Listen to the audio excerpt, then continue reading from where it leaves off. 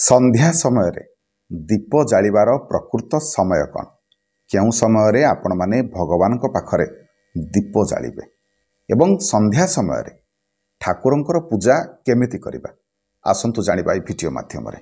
नमस्कार, मु मनोज दास स्वागत आपण मानकु आजिकार ए भिडियो रे। तबे प्रथमे जानिबा आवश्यक संध्या समय पूजार महत्व कहीं एते अधिका बा संध्या समय माने कहीं पूजा करिबा।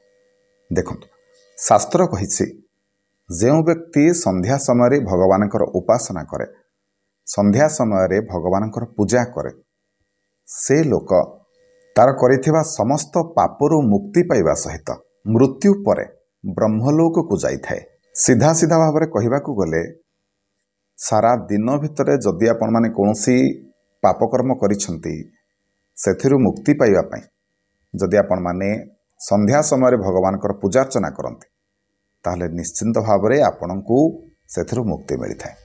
तबे आसंतु जानिबा संध्या समय पूजा करिवार प्रकृत समय कौन, शास्त्र अनुसार कौन रही नियम। तबे धर्मसार ग्रंथ प्रमाण दियंती। तबे संध्या को मध्य शास्त्र रे तीन भागर विभाजित करा जायछि, उत्तम, मध्यम एवं अधम। उत्तम संध्या, मध्यम संध्या एवं अधम संध्या। शास्त्र अनुसार उत्तम संध्या समय आपण माने जदि संध्या पूजन करते ताहले आपणक पई मंगल होइथाय।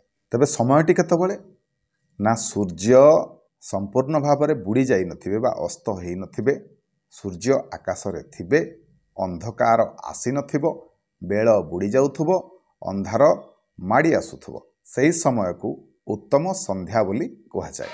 यही समय रे ही संध्या पूजन करा जाए। आपण माने देखिथिबे बहुत समय मंदिर गुड़िकर यही समय रे ही संध्या दिया जाए। सेहीपरि सूर्य अस्त हो जाइथिबे, अंधकार माड़ी आसीथिबो, यहाकू मध्यम संध्या बोली कहा जाए। तापरे अधमा संध्या कौन ना आकाश रे आउ सूर्य नथिबे, अंधकार माड़ी आसीथिबो, आकाश रे तारा माने सब देखा जाउथिबे, एही समय को अधमा संध्या बोली कहा जाए। तेणु आपण माने सब बेले चेष्टा करंतु उत्तम संध्या समय संध्या पूजन करिबा पई, जहाँकि सूर्य अस्त होबार 24 मिनिट पूर्व। ठीक सही परि संध्या समय एई चारोटी काम केबे हेले करंतु नाही। कौन से काम गुड़िक?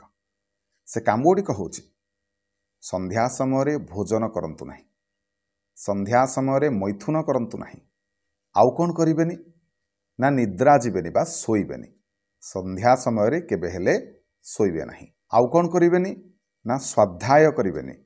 तबे शास्त्र अनुसार कहीं एमिति करिबेनी ना संध्या समय भोजन कले आपनकू रोग माड़ी बसिबो, सबुबेले आपणको देहरे किछि ना किछि रोग देखादब। संध्या समय मैथुन कले कौन हबो ना आपणकर जो संतान जन्म हबो से क्रूर हबो, रागी हबो, अन्यायी हबो। सेहीपरि संध्या समय शोइले कौन हबो ना महालक्ष्मी आमको परित्याग करिवे, आमे लक्ष्मी छड़ा हो जिबा। एवं स्वाध्याय कले संध्या समय आमे अल्पायुष हुअंती। संध्या समय होछि पूजनर समय, संध्या समय होछि भगवान को ध्यान करिवार समय। तेणु ये संध्या समय सठिक विनियोग करंतु। सेहीपरि संध्या समय शास्त्र कहे जे स्नान करिबा उचित, किंतु जदि आपण माने स्नान न करि पारंते ताहले मध्य शास्त्र अनुसार आपण माने कौन करिवे ना आपणकर पाद, हाथ, मुख निहाती भाव में धोईदेवे। ये सबु करिबा परे आपण माने पूजन पई प्रस्तुत हुअन्तु। संध्या पूजन पूर्वरु प्रथमे निजर गोड़ हाथ भल भाव में धोइबे, मुह भल भाव में धोइबे, पाटी कुलकुजा करिवे, शुद्ध वस्त्र पिंधि तापरे आपण माने संध्या पूजन करंतु। तबे मने रखंतु पूजन समय जो लुगा को आपण माने व्यवहार करुछंती से लुगारे बसिकी केबे हेले खाइबेनी बा भोजन करिथिबा लुगारे केबे हेले देव पूजन करंतु नाही।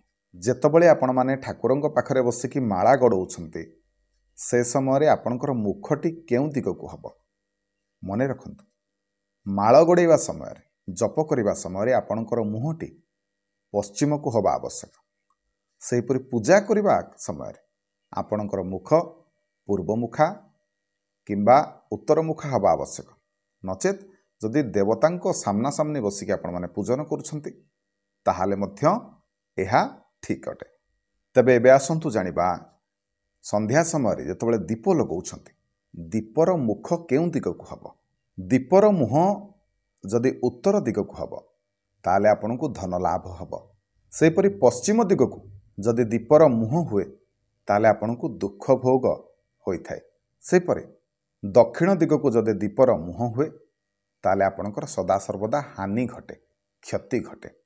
ପୂର୍ବ ଦିଗକୁ ଯଦି ଦୀପର ମୁହଁ ହୁଏ ତାହେଲେ ଆପଣଙ୍କର ସଦାସର୍ବଦା ମଙ୍ଗଳ ହୋଇଥାଏ, ଭଗବାନଙ୍କ ଠାରୁ ଆଶୀଷ ଏବଂ କଲ୍ୟାଣ ପ୍ରାପ୍ତି ହୋଇଥାଏ।